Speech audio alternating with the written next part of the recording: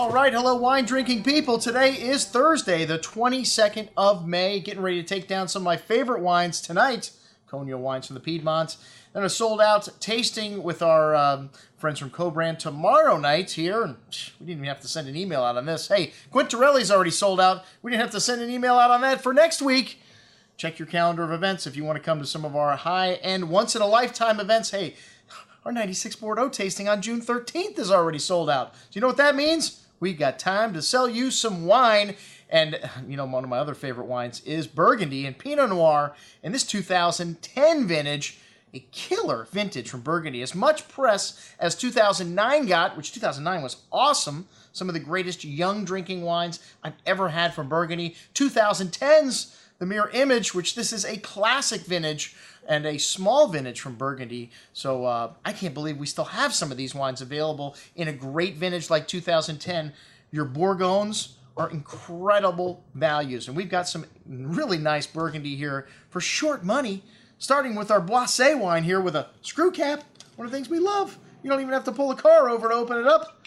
Some people in Burgundy are starting to go the way of the screw cap, and we love it because there's nothing worse than cheap cork, which is what you see usually in lower level wines like this. So Jean-Claude Boisset, Jean-Charles Boisset, the man in charge now, he's leading the way with stuff like this, and we love to see it. Thank you very much, Jean-Charles. This is a fantastic wine, the fruit from the Côte de Nuit, and lovely light red cherry fruit.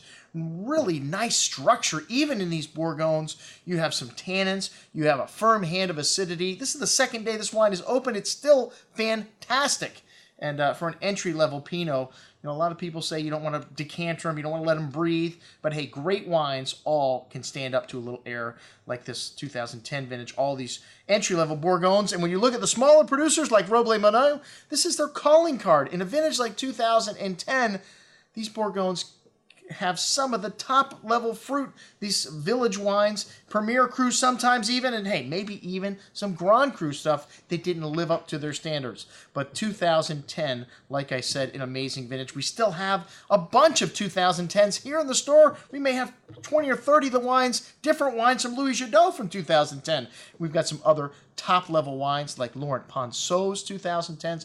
Very hard to get these top-level wines from Burgundy. If you are a Burgundy collector, hey, if you're a Burgundy lover and you want to drink great Burgundy, these 2010 Bourgognes for short money, some of the best values we've ever had in the store from Burgundy. And you want to put these wines aside in your cellar.